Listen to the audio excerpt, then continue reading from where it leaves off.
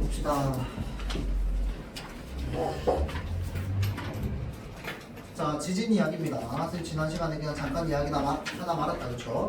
자, 지진은 지구 내부에서 일어나는 지각 변동으로 인해서 땅이 흔들리는 현상이래요. 자, 이때 지각 부분에서 반출된 에너지는 파동의 형태로 전달되는데 이를 뭐라고 한다? 지진파라고 한다는 거야. 그렇죠?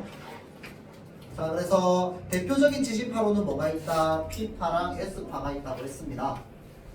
P파는 에너지가 전달되는 파동의 진행 방향이 매질의 진동 방향과 같은 지진파로라고 되어 있어. 이게 내가 지난번에 얘기했던 뭐라고 했어. 자, 여기 땅이 이렇게 있어요. 자, 이렇게 흔들리는 게 있고 이렇게 흔들리는 게 있다고 했을 때, 자, 얘가 이렇게 흔들리는 거야, 이렇게 흔들리는 거야. P파는. 봐봐, 파동의 진행 방향이 매질의 진동 방향과 같은 지진파라며. 파동의 진행 방향이 뭐야? 이렇게 얘는 지금 내가 이거 3D로 이렇게 해야 된다고 했어. 이렇게 흔들리는 거. 얘는 파동의 진행 방향이 이렇게잖아, 그렇지? 자, 그래서 얘가 지금 파동의 진행 방향이 매질의 진동 방향이랑 같다는 게, 얘는 실제로는 내가 지금 이렇게 그려놨지만 얘는 실제로는 방향은 이쪽으로 나아가. 그런데 얘가 어떻게 흔들리는 거냐면 이렇게 흔들리는 겁니다. 앞뒤로. 무슨 말인지 알겠죠? 그래서 파동의 진행 방향과 진동 방향이 똑같다고 얘기하는 거야. 알겠죠? 자, 그래서 요거를 우리가 P파라고 한다고 했습니다. 자, 다음 매질이 압축과 팽창을 반복하면서 전달되며, 그러니까 압축과 팽창이라고 하는 게 뭐냐면은 얘가 이렇게 흔들리기 위해서 뭐가 필요하냐면요, 땅은 이만큼만 있는 게 아니잖아. 땅은 이렇게 있을 거 아니야. 얘네들이 이 방향으로 흔들리기 위해서 뭐가 필요하냐면 지 혼자서 압축됐다 열렸다 압축됐다 열렸다가 필요해요. 무슨 말인지 알겠죠? 그렇게 해야지 이렇게 평행으로 진동을 하면서 앞으로 나아갑니다. 알겠죠? 자, 그래서 우리는 그거를 뭐라고 한다고? P파라고 한다고. 알겠죠? 자, 그래서 팽창과 반복을 하면서 관측소에 가장 먼저 도착해요. 자, P파의 전파 속도는 초속 약 6에서 8km이지만 진폭이 작아서 지진 피해는 비교적 작은 편이다라고 이야기를 하는데, 진폭이 작다라고 하는 게 뭡니까? 이 파동을 좀 그려야겠는데?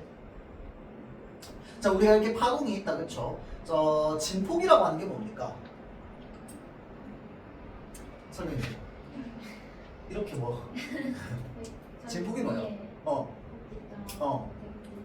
오.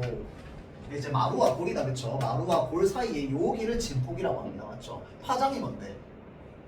이 골과 골 사이입니다. 맞죠? 자, 그래서 여기를 여기를 진폭이라고 하는데, 자, 이 진폭이 크면은 어떻게? 많이 흔들리겠지. 맞죠? 그런데 P파는 지금 뭐라고 했어? 진폭이 작다고 했어요. 맞죠? 자, 그럼 지진 피해 커 안 커? 안 커요. 지진 피해는 비교적 작은 편입니다. 알겠죠? 반면에 S파는 파동의 진행 방향이 매질의 진동 방향과 뭐라고? 수직입니다. 그래서 이렇게 파동이 가요. 그래서 실제로 이렇게 흔들려. 이쪽 방향으로. 그러니까 이쪽 지역이 지진이 났으면 좀 있다가 이쪽 지역이 지진이 날 거야. 그래서 파동의 진행 방향은 여기서요. 이렇게야. 그런데 실제로 흔들리는 거 어떻게 흔들려? 얘가 이렇게 흔들린다고. 그래서 파동이랑 서로 수직 방향으로 흔들린다 이 뜻입니다. 알겠죠? 자, 그럼 서로 수직 방향으로 흔들리면 피해가 크다고 작다고? 크다고. 여기 위에 있는 거 다 아작난다고요. 맞죠? 자, 그래서 S파는 파동의 진행 방향이 매질의 진동 방향과 수직입니다. 자, 이걸 표시를 좀 하자면 P파는요, 이게 되구나. 파동의 진행 방향과 매질의 진동 방향이 서로 같습니다. 그런데 S파는요, 파동의 진행 방향이 매질의 진동 방향과 수직입니다.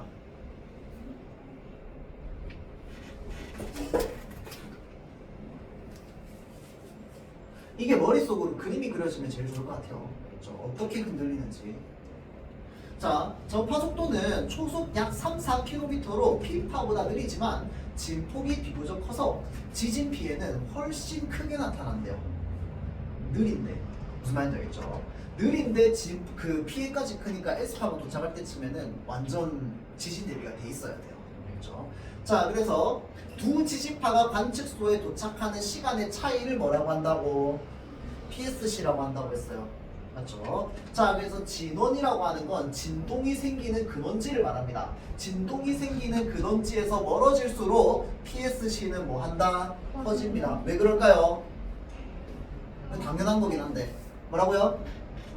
속도 차이 나서 그렇죠. 척도를 아까 여기 뭐라고 되어 있어? 초속이라고 되어 있잖아, 그렇지? 그러면 초가 늘어나면 늘어날수록, 그러니까 거리가 멀어질수록 도착하는 시간에 차이가 나겠지, 맞죠? 자, 그래서 도착하는 시간, 그러니까 얘네들의 시간 차이를 알면은 진원지도 어딘지 알 수 있다고 했어요, 맞죠? 자, PSC를 활용하면 지진 발생 시 다른 지역의 지진 피해를 조금이나마 줄일 수 있습니다. 그러니까 없앨 수는 없어. 그런데 P파가 도착한 시간을 아니까 진원지만 하면 S파는 언제쯤 도착하겠구나. 그러니까 그 전에 빨리 대피하세요. 는 되겠지. 맞죠? 자, 다음. P파와 S파가 통과할 수 있는 매질에는 차이가 있대요. 내가 어제 기억 못했는데. 자, P파는 고체, 액체, 기체를 모두 통과한답니다. P파가 다 통과하네. S파는 뭐만 통과한다고? 자, 그러면 어디에서 얘가 안 보인다고? 외핵이 액체였나? 외핵에서는 안 보입니다. 맞죠? 왜? 얘는 액체 통과 안 되기 때문에. 무슨 말인지 알겠죠? 그래서 얘는 어디서부터 느껴져? 멘트 밑에? 지각 밑에 멘틀이지. 맞죠? 오케이. 자, 멘틀에서부터 느껴집니다. 알겠죠? 자, 따라서 액체 상태인 외핵을 통과할 수 없으므로 S파가 도착하지 못하는 뭐가 생겨요? 암염대가 생깁니다. 외핵을 통과할 수 없기 때문에. 자, P파는 멘틀과 외핵, 외핵과 내핵과 같이 상태가 다르거나 같은 상태라도 밀도가 다른 매질의 경계면을 지날 때 굴절이 일어난대요. 이로 인해 P파 역시 암염대가 생긴답니다. 자, 그러니까 P파가 암염대가 생기는 건 언제 생기냐면요, 경계면을 지날 때 암염대가 생깁니다. S파는 외핵을 지날 때, P파는 경계면을 지날 때. 자, 또 지진파의 전달 속도는 매질의 밀도가 높아지면 빨라지고 밀도가 낮아지면 느려집니다.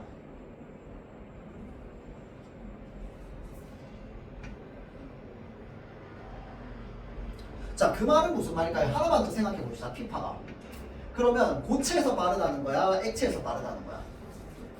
고체에서 진행 속도가 더 빠르다는 겁니다. 이거 느껴져요? 이거 이해돼요? 맞죠? 밀도 이야기하고 있으니까. 자, 다음. 한편 지진 발생 시 건물 붕괴로 인한 피해를 줄이기 위해서 지진에 저항할 수 있도록 건물을 설계하는 것을 뭐라고 하는데? 내진 설계라고 합니다. 자, 그래서 얘네는 총 3개의 구조를 가지고 있는데 내진 구조, 재진 구조, 면진 구조, 이렇게 3개의 유형이 있죠.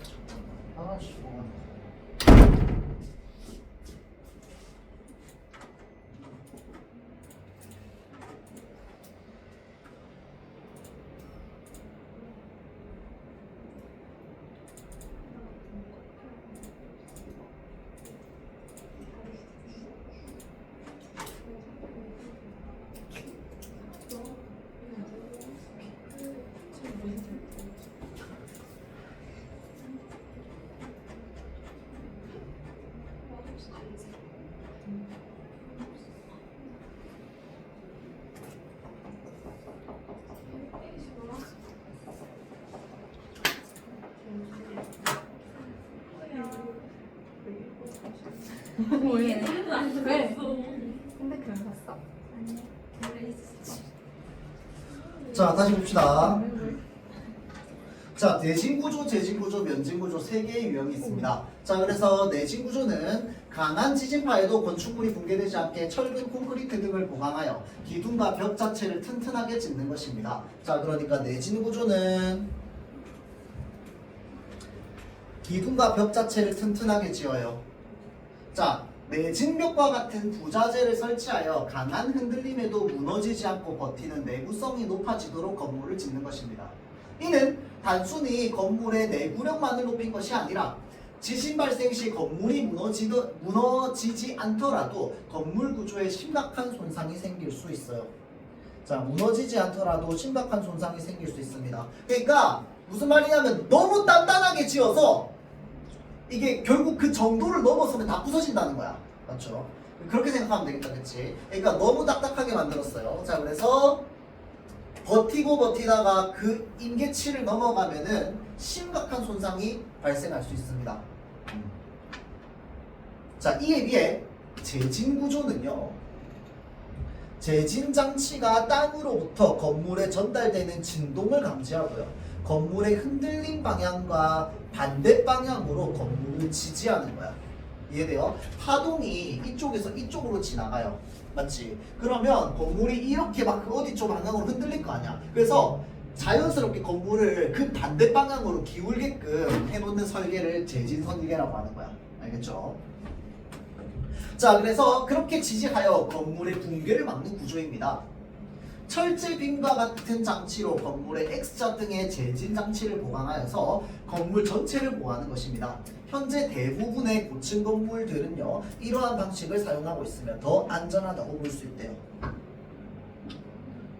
자, 그러니까 거의 대부분 높은 건물이나 이런 것들은 제진 구조를 가지고 있겠네. 맞죠?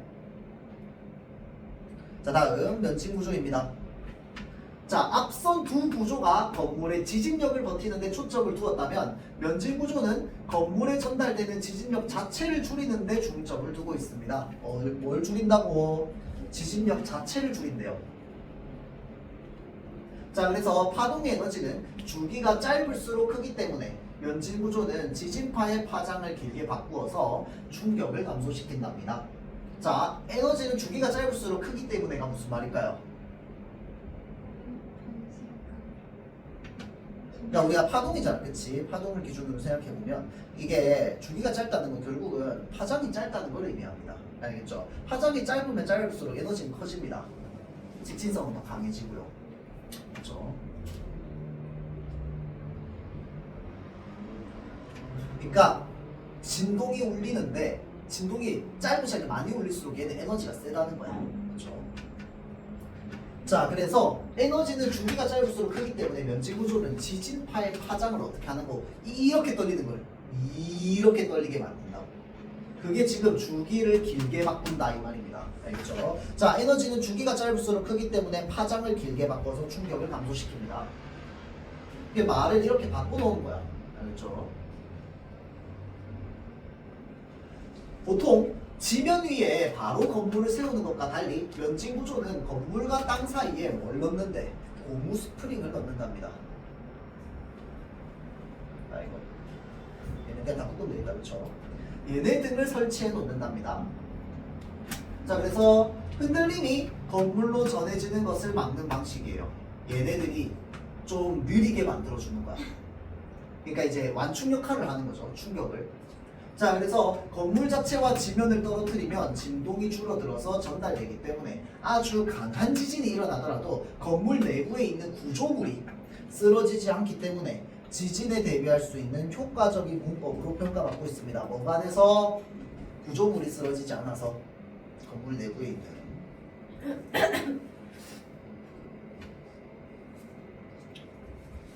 자, 봅시다. 지금 프린터 안 뽑혀서 이거 답이 뭔지 모르겠다. 답을 얘기하겠지. 3. 봅시다. 자, 윗글에 대한 이해로 적절하지 않은 것은 이라고 되어 있습니다. 자, P파는 진폭이 작아서 S파보다 지진 피해가 작은 편이다. 맞나요? 맞다, 그쵸? 지진파는 매질의 밀도에 따라서 전달 속도가 달라진다. 맞나요? 이것도 아까 나왔다, 그치? 자, 다음 3번. P파에 암영대는 지진파가 외핵을 통과하지 못해 생긴다. 맞나요? 아니다, 그쵸? 얘 뭐야? S파가 돼야 되겠다, 그치? 자, 다음 P파는 통과할 수 있지만 S파는 통과할 수 없는 매질이 있다. 뭔데요? 예? 그치. 액체. 왜? 자, 다음 P파와 달리 S파는 파동의 진행 방향과 매질의 진동 방향이 서로 다르다. 그렇지. 자, S파는 서로 어떤 방향이라고 했어요? 수직 방향이라고 했다. 그쵸? 자, 30번 A를 참고하여 보기를 이해한 것으로 적절하지 않은 것 봅시다. 자, 보기 진원에서 발생한 지진이 세 관측소에서 관측되었습니다. 자, 관측소 1에서는 뭐만 도착했대요? 피파만 도착했답니다.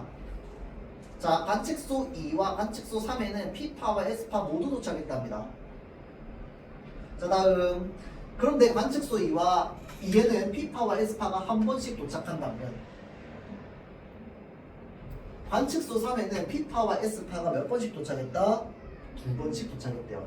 이 중 C를 지난 C가 어디야? C를 지난 P파와 S파가 B만 지난 P파와 S파보다 먼저 도착하였다라고 되어 있네요.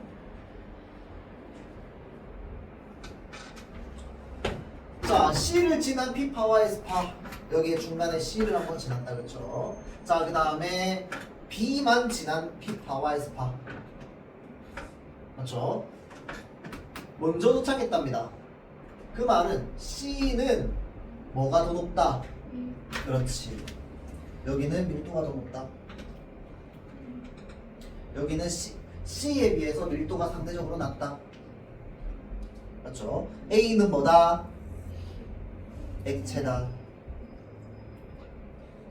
정도까지 볼 수 있겠다, 그치? 자, 볼게요. 자, 관측소 2에는 P파가 S파보다 먼저 도착했겠고, 맞나요? 이거 무조건이지. 자, 관측소 1에 도착한 지진파는 관측소 2에 도착한 지진파와 달리 상태는 동일하지만 밀도가 다른 두 매질을 지나갔겠군. 맞나요?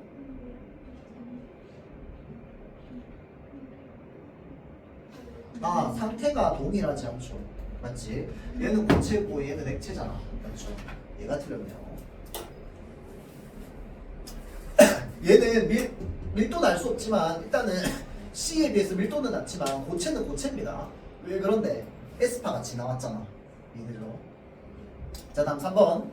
관측소 2에 도착한 지진파의 PSC보다 관측소 3에 도착한 지진파 중 B만 지난 지진파의 PSC가 더 크게 나타났겠군. 맞나요? 네. 맞죠. 왜 그런데? 그렇지. 아니죠. 도착하는데 시간이 오래 걸려서 그렇죠. 따지고 보면. 맞죠. 자, 그래서 맞는 말. 자, 다음 4번. 관측소 3과 달리 관측소 1에 S파가 도착하지 않은 것은 관측소 1과 관측소 3으로 가는 경로의 매질의 상태가 다르기 때문이겠군. 맞나요? 맞다, 그렇죠. 자, 그 다음 관측소 3에 도착한 지진파 중 C를 지난 지진파가 C가 어디야? 여기구나. 자, C를 지난 지진파가 B만 지난 지진파보다 먼저 도착한 것은 C의 매질 밀도가 B보다 높기 때문이고, 이거 아까 얘기했네. 그렇죠. 정답 몇 번? 2번이 되겠다, 그렇죠. 자, 다음 D역 어디 갔냐? PSC를 활용하면 피해 줄일 수 있는 거. 이게 무슨 말이야? 결국은 이제 S파가 도착할 수 있는 시간을 우리가 추론해서 이제 사람들을 이제 미리 준비시키거나 대비시킬 수 있기 때문이겠다, 그렇죠? 자, 그래서 그게 지금 정답 몇 번인데? 그렇지, 5번이죠. 그리고 자, 다음 32번. 자, 보기에 가다는 내진 설계의 각 구조를 조직화했다라고 되어 있다, 그렇죠? 자, 그러면 요거 우리 얘기 한번 해봐야겠네. 자, 나가 뭡니까? 면집이다, 그렇죠? 공간 띄워져 있으니까, 맞죠? 자, 그 다음 가가 뭡니까? 재진. 자, 그 다음 다가 뭔가요? 이름 뭐였지? 이거? 근데 뭔 말인지 안 들려. 내진. 오케이. 내진이랑 재진이랑 오케이. 자, 가는 나보다 건물에 전달되는 지진력을 줄일 수 있다. 맞나요? 자, 지금 가는 나보다라고 되어 있는데 면진이 최고로 줄일 수 있는 거다. 그치? 최고 좋은 기술이라고 했습니다. 맞죠? 근데 정답은 적절한 거 찾는 거구나. 오케이. 1번 틀렸고요. 자, 다음 나는 다와 달리 지진파의 파장을 짧게 바꾸어서 지진력을 줄인다. 맞나요? 아니, 이 지진파의 파장을 짧게 바꾸는데 어떻게 지진력을 줄여요? 맞죠? 죽고 싶은 거지, 이거는. 그렇죠? 자, 다음 봅시다. 3번. 다는 나보다 지진 발생 시 건물 구조가 받는 손상이 상대적으로 적다라고 되어 있네요. 봅시다. 다가 요거 아까 내진이었다, 그쵸? 나보다 지진 발생 시 건물 구조가 받는 손상이 상대적으로 적다, 맞나요? 아니요. 아니다, 그쵸? 나가 제일 좋은 거라고 했어요, 맞지? 자, 다음 가는 건물의 진동 방향과 같은 방향으로 나는 진동 반대 방향으로 건물을 지지한다, 맞나요? 아니요. 얘가 틀렸죠. 그쵸? 자, 다음 이 건물의 진동 방향과 같은 방향으로 지지하면은 진짜 1초 만에 무너지지 않을까요? 자, 나는 건물 아래에 설치된 구조물에 의해서 다는 건물 자체의 내구력에 의해서 건물이 보호된다. 맞는 말이다, 그렇죠? 자, 다음. 자, 습서. 이제 맞더라.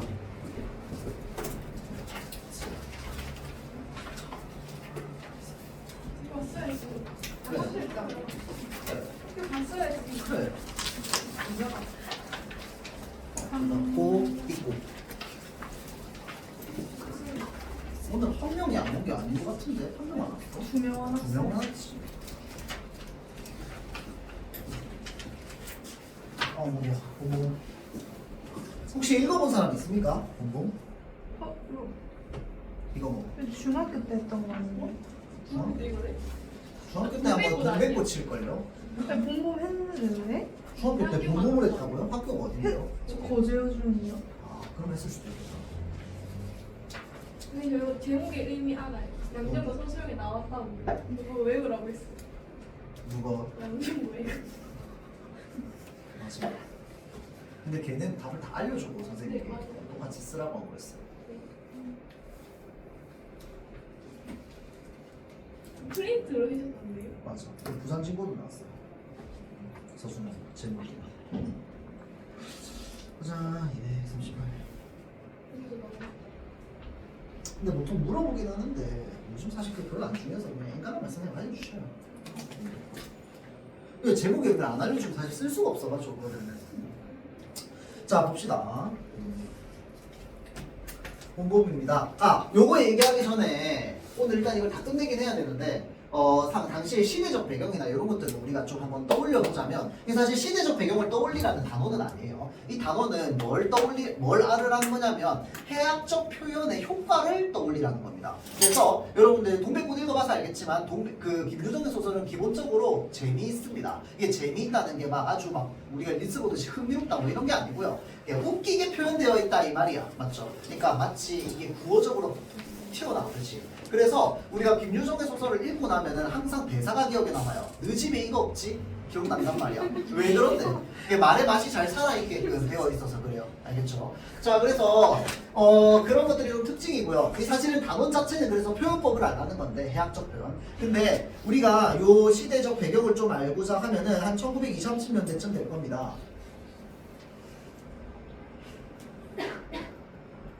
일제강점기다, 그쵸? 자, 일제강점기에 새롭게 생기게 된 이제 경제적 계층이 있었습니다. 누구였어요? 기억납니까 혹시?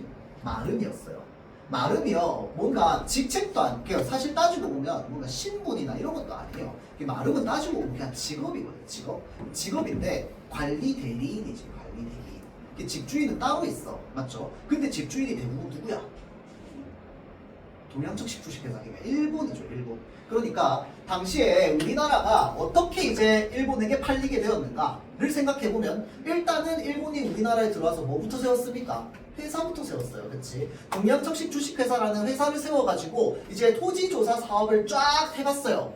해봤는데 그때 일본은 근대적인 어떤 시설이나 이런 게 있으니까 집집마다 자기 집 문서가 있을 거 아니야. 근데 조선시대, 그러니까 일제가 오기 전 우리 조선시대 집 문서가 어딨어? 그냥 거기 집 지으면 우리 집이지. 앞에 울타리 지으면 우리 땅이 우리 마당이지. 집 문서가 없어요. 그래서 집 문서가 없는 땅을 전부 뭐 해버립니까? 우리 땅 이렇게 해버립니다. 그러고 나서 뭐 해요? 이제 너네 여기 살고 있네? 돈 내라 이렇게 됩니다.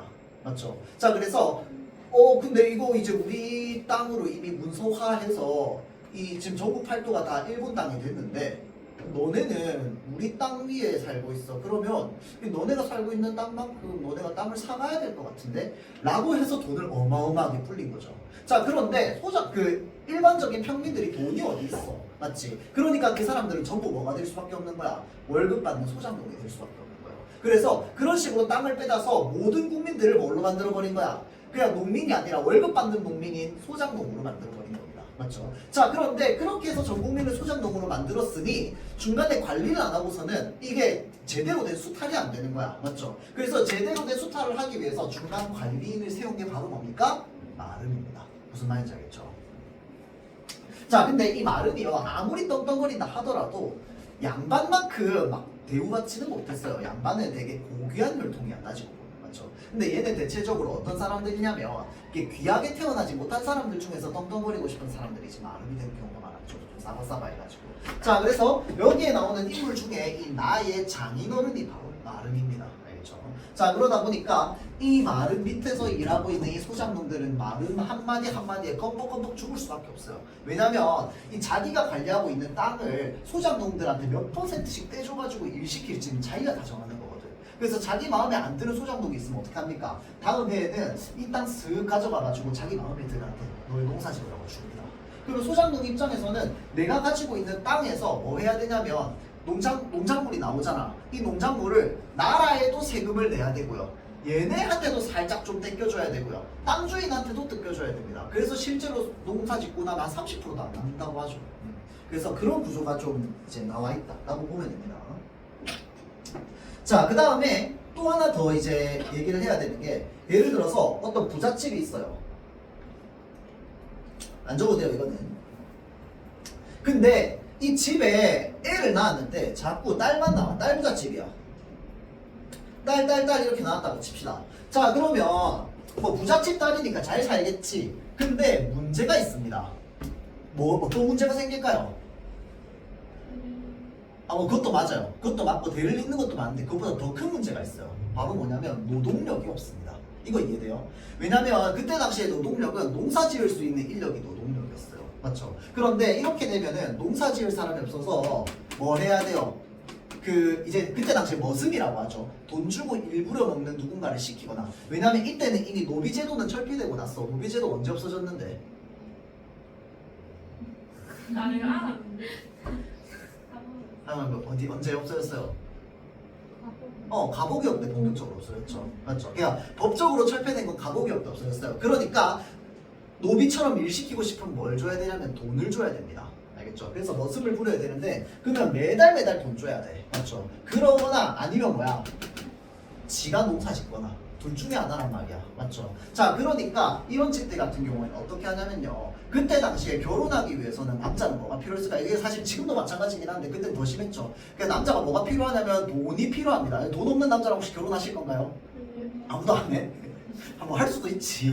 근데 자, 돈이 필요합니다. 그때 당시에 왜 돈이 필요했냐면 남자는 돈을 가져오고 여자 집에서 뭘 가져왔어요? 혼수 가져왔잖아. 우리 지금도 그렇게 많이 하지만. 맞죠? 자, 그래서 이제 남자 입장에서는 돈이 필요합니다. 근데 돈이 없는 집안의 남자들은 그러면 어떻게 할 거야? 이렇게 몸으로 때우는 거야. 일로 때우는 거야. 그래서 결혼할 남자를요, 어차피 결혼은 부모님이 시켜주잖아. 이때 당시엔 연애가 어딨어. 맞죠? 그러니까 부모님이 점치 거둔 사람이랑 결혼을 시키는데 어떻게 하냐면요, 결혼할 사람을 미리 이 집으로 데리고 옵니다. 이걸 우리가 뭐라고 해요? 대릴사위라고 하죠. 대릴사위 들어봤죠?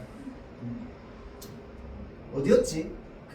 삼한이었나? 어디 뭐 무슨 나라가 대릴사위제 있었잖아. 옥저동에. 기억 안 나요? 뭔 소리야? 잠깐 배웠지.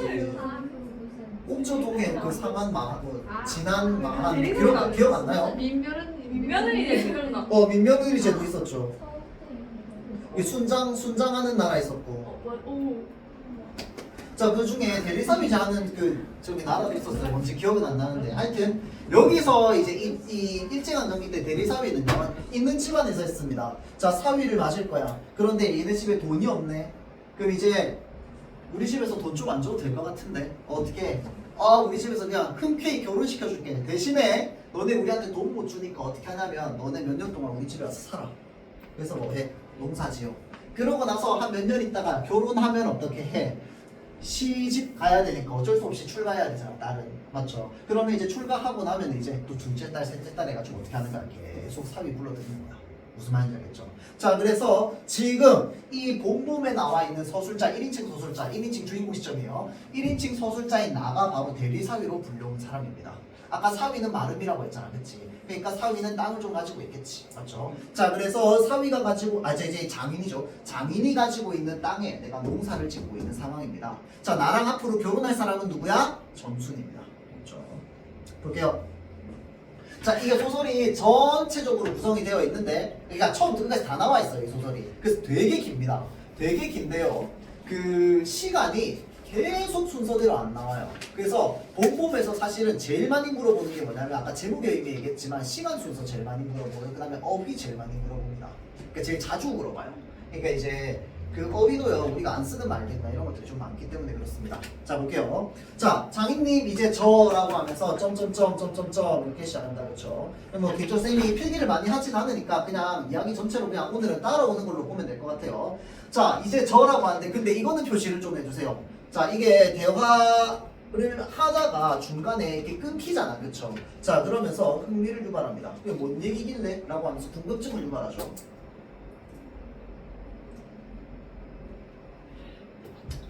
내가 이렇게 뒤통수를 긁고 나이가 찼으니 성리를 시켜줘야 하지 않겠느냐? 라고 하면은 그 대답인들, 야, 이 자식아.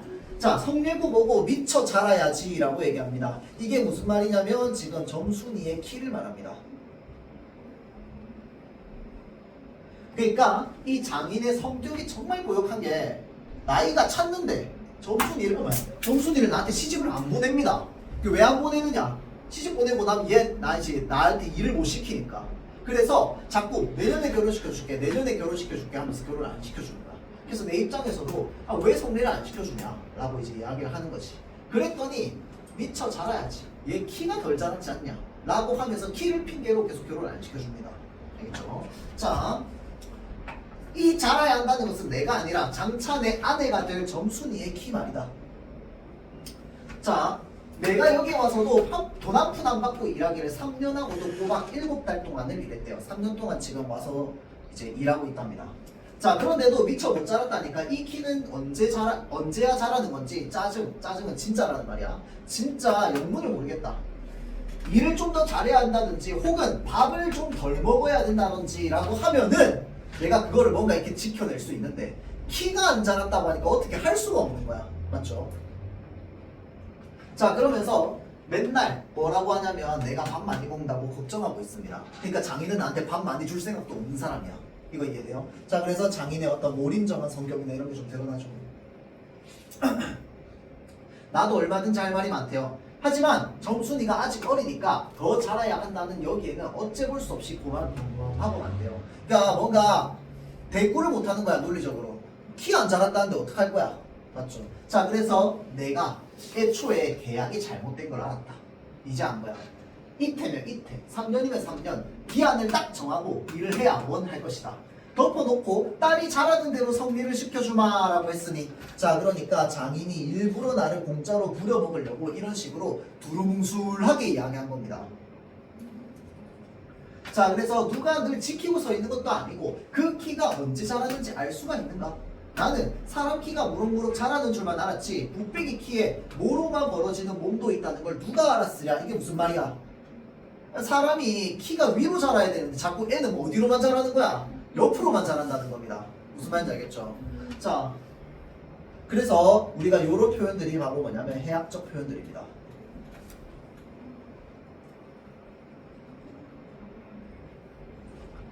애가 왜 옆으로만 자라? 이거죠.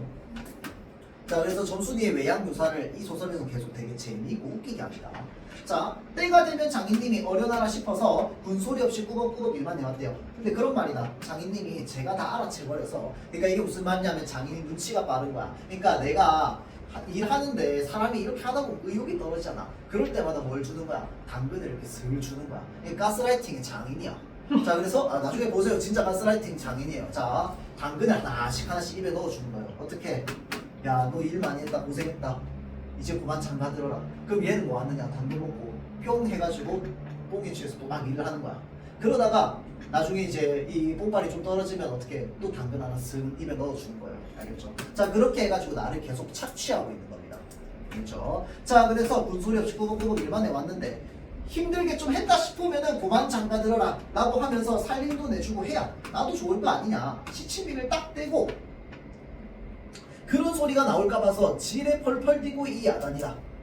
명색이 좋아 대리사 외치 일하기에 승겁기도 할 뿐더러 승겁다라고 하는 게 뭐냐면 우리 지금 말로 하면 약간 싱겁다 이 말이야. 그러니까 일할 맛 안 난다 이 말입니다. 알겠죠? 자 싱겁기도 할 뿐더러 이건 참 아무것도 아니래요. 그러니까 아무것도 아니라도 무슨 말이냐면 해도 아무것도 나한테 안 떨어진다 이 말이지. 그렇죠? 자 그래서 숨매기 자 요것도 좀 자조적인 표현입니다.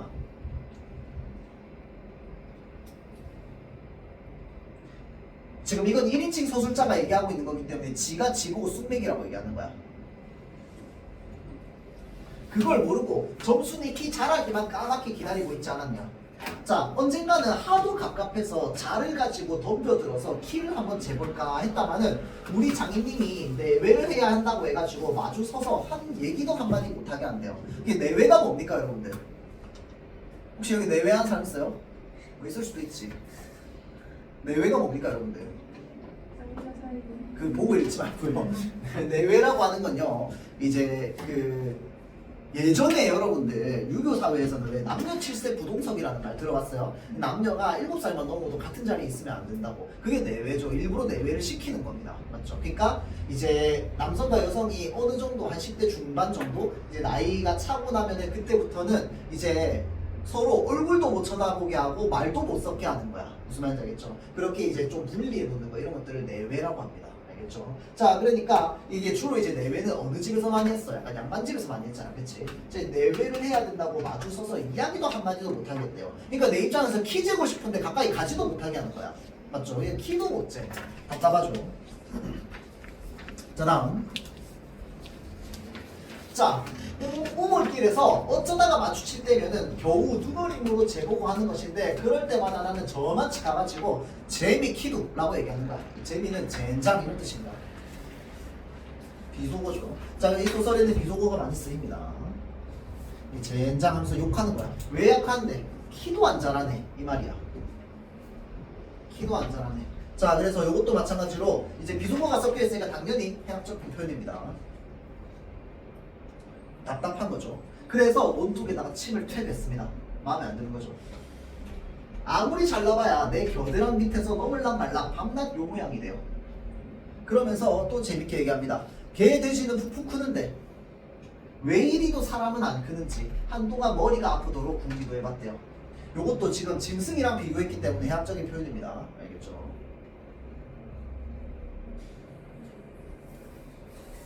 그래서 나름대로 생각을 했어요. 깨달았습니다. 아하, 물동이를 자꾸 머리에 이고 지나가니까 뼈다귀가 움츠러 들어가지고 키가 안 자라나 보다 싶어가지고 스윗합니다. 어떻게 하느냐, 내가 능증시 이렇게 물을 대신 들어주기도 했대요.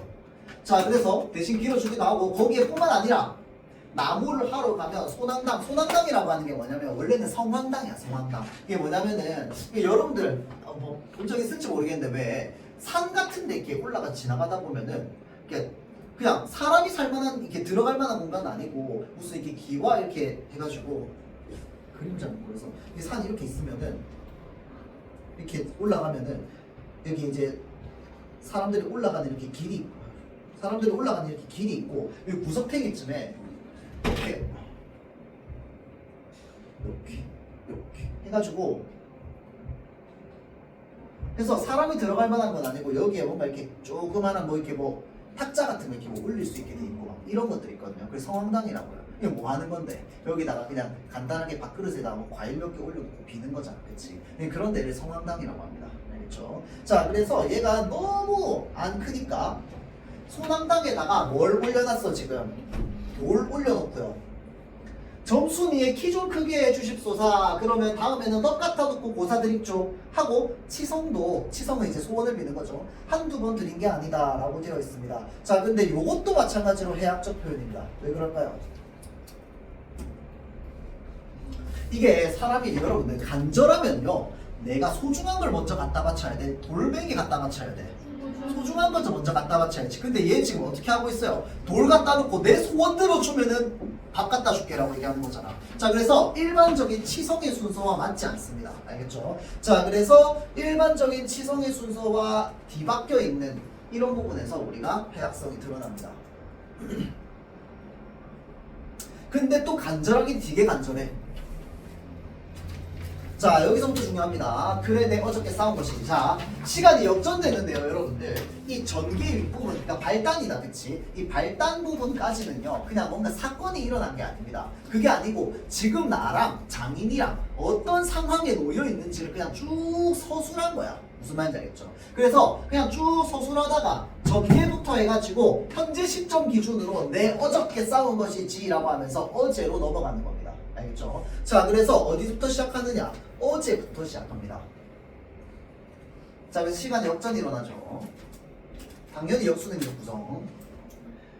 싸운 것이지 결코 장인님이 믿다든가 해서는 아니래요. 이게 뭐를 붙다가 한참 모내기 할 시절인가 봐. 뭐를 붙다가 가만히 생각을 해보니까 또 싱겁대요. 그러니까 일하기 싫은 거야. 이 벼가 자라서 정순이가 좀 먹고 큰다면 모르겠지만 그러지도 못할 걸 내 심어서 뭘 하겠느냐. 이거 심어가지고 밥 먹여봐야 키도 안 클 텐데. 자, 해마다 앞으로 축 거불지는 장인님의 아랫배를 불리기 위하여 심으면 조금도 쉽지 않대요. 그러니까 자기 일하면 전부 누구 배 불리는 거야? 장인 배 불리는 거야. 맞죠? 그러니까 나 하기 싫은 거야. 그래서 아이고 배야 라고 하면서 꾀병을 부리는데, 자, 요거를 우리 뭐라고 할 거냐면요, 오늘 1차 꾀병이라고 할 겁니다. 그 말은 무슨 말이야? 2차 꾀병도 있다는 얘기입니다. 자, 아이고 배야 1차 꾀병. 자, 나는 뭐를 붙다 말고 배를 쓰다듬으면서 그대로 논둑으로 기어올랐대요. 그리고 내 겨드랑이에 껴있는 별을 담은 키를 그냥 땅바닥에 털썩 떨어치면서 나도 철썩 주저앉았대요. 일이 아무리 바빠도 원래 농사 지을 때요, 모내기 할 때가 세상에서 제일 바쁠 때입니다. 왜냐면 모내기도 해야 되고 모내기 끝나고 나면 저 도리도 해야 되거든요. 그래서 하루는 제일 바쁩니다. 자, 일이 아무리 바빠도 나 배 아프면 그만이니까 이제 아픈 사람이 누가 일하느냐. 자, 파릇파릇 돋아오른 푸른 숲을 뜯어들고 다리에 거머리를 쓸쓸 물대면서 장인님의 이제 얼굴을 쳐다보았대요. 논 가운데서 장인님도 이상한 눈을 해가지고 한참날 노려보더니 너 이 자식 왜 또 그래? 라고 얘기합니다. 또 그러니까 아팠던 게 꾀병을 부리는 게 처음이 아닌 거야. 자, 그러니까 배가 좀 아파서요 하고 풀 위에 슬며시 쓰러지니까 장인님은 약이 올랐대요. 지도 논에서 철봉철봉 뚝으로 올라오더니 잡은 참 내 멱살을 움켜쥐고 뺨을 치는 것이 아닌가. 자, 그러니까 장인의 성격이 드러납니다. 일단 올라와서 뭐부터 치고 보는 거야? 싸대기부터 때리고 보는 겁니다. 이거 왜 이래? 이러면서 이 자식아, 일하다가 아니면 누구를 망해놓을 속셈이냐? 이 대가리 깡을 자식. 우리 장인님은 약이 오르면 이렇게 손버릇이 아주 못됐대요. 또 사위에게 이 자식 저 자식 하는 이놈의 장인님이 어디냐. 요거 이런 표현 좀 많이 나옵니다. 이게 뭐냐면요, 경어와 속어를 함께 쓰는 해학적 표현이죠. 그러니까 존댓말이랑 이제 비속어를 같이 쓰는 겁니다.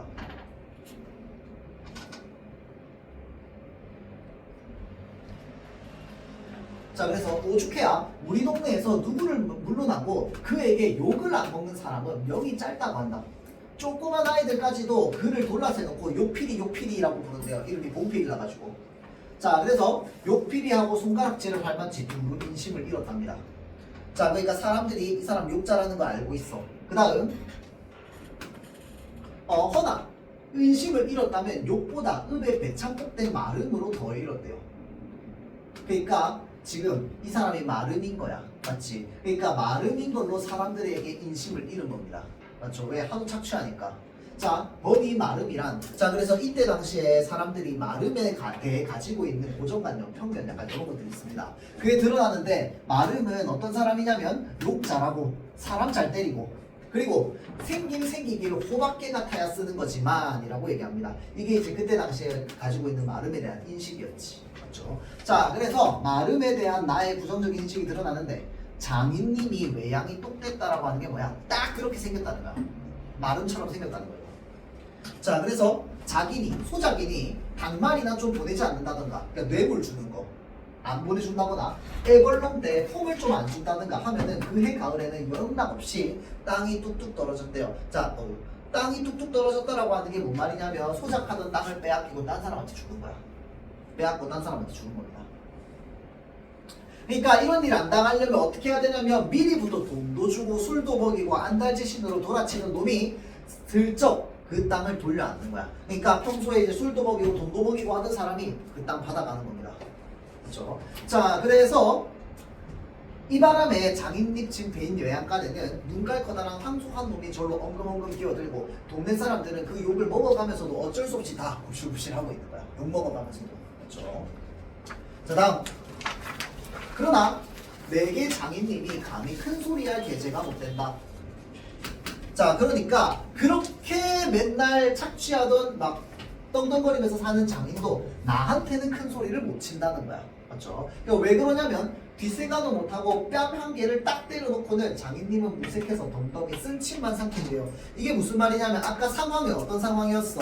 아이고 배야 해가지고 내 싸대기한테 때린 상황이잖아. 맞지? 그 중간 상황은요 그냥 상황만 얘기하는 거야. 맞죠? 자, 그래서 자, 때리고 나서는 무색해가지고 그냥 쓴침만 삼키고 있는 거야. 좀 난처해서 나는 그 속을 퍽 잘 안 돼요.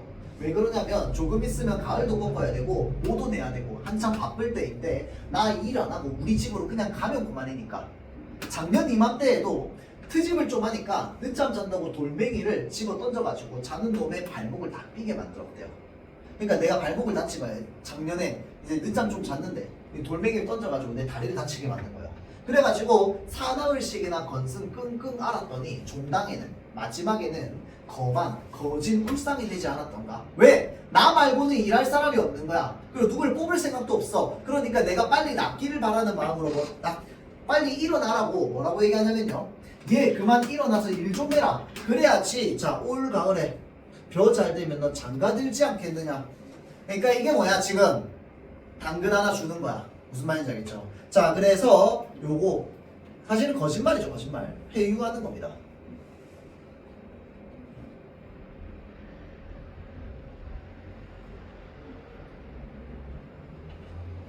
그러니까 근데 또 얘는 그 가스라이팅 당하기 그냥 최적의 성격입니다. 자, 그래서 나는 귀가 번쩍 뜨여서 그날로 일어나서 남이 이틀 풍일 들릴 돈을 혼자 삶아서 내놨답니다. 그게 무슨 말이야? 지 혼자 2인분 다 해놨다 이 말이야. 그 한마디 듣고. 맞죠? 자, 그러니까 장인도 눈깔이 커다랗게 올랐대요. 자, 여기까지가 이제 작년 일입니다. 작년 일. 알겠죠? 그러면 정말로 가을에 와서 혼인을 시켜줘야지 경우가 옳지 않겠냐. 벼썸을 척척 들여쌓아도 다른 소리는 없고 물동이를 이고 들어오는 정순이를 담배통으로 가리키면서 맨날 뭐라고 얘기하는 거야. 미척 커야지. 저걸 데리고 무슨 혼인을 한다고 그러니 원이라고 하면서 지금 뭐야, 혼인을 미루는 겁니다. 맞죠? 하고 남 낯장만 붉게 해주고 그만이래요. 올 김에 저 이놈의 장인님 또 나오네. 맞죠? 해학식편 하고 백돌에다 메꽂고. 이게 무슨 말이야? 이 돌에다가 이 사람 내치기 하고 싶다 이 말입니다. 돌에다가 자 메꽂고 우리 고향으로 내 뺄까 하다가 꾹꾹 참고 말았대요. 이게 왜 그러냐면 내 입장에서도 이 떠나가기 쉽지 않습니다. 참말이지 나는 이 꼴하고는 집으로는 차마 못 가는 거야. 왜? 나 장가들러 왔는데 집으로 돌아가면 너 장가도 못 들고 쫓겨왔냐? 이러면서 무시당하니까. 맞죠? 자, 그 손가락질 받으니까 자기도 그렇게 못하는 거야.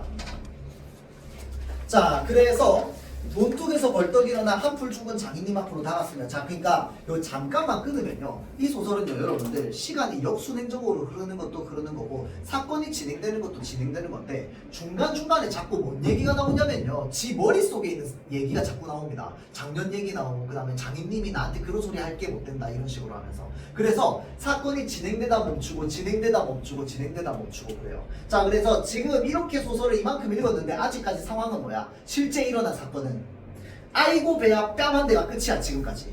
이거 이해되죠? 자, 그래서 뺨 한 대 맞고 뭐 한 거야 지금? 벌떡 일어나서 한풀 죽은 장인님 앞으로 다가서면서 난 갈 테야요. 그동안 사경천에 쉬우라고 얘기합니다. 자, 이 사경이라고 하는 게 뭐냐면요, 머슴한테 주는 이제 돈 같은 거야. 계약금 같은 거.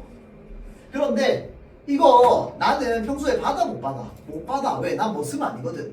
그래서 얘기합니다. 너 사위 살러 왔지 어디 뭐좀 살러 왔니? 이런 식으로. 그러면서 값도 제대로 안 치러줘요. 그러면서 계속 일 시키는 거지. 자, 그래서 그러면 얼른 성립을 시켜줘야 되는 거 아니냐? 밤낮 부려만 먹고 해준다. 글쎄 내가 안 하는 거냐? 그년이 안 크니까. 하고 또 어름어름 담배만 담으면서 늘 하는 소리를 늘어놓는데요. 자, 여기까지 끊고 좀 쉬었다 합시다.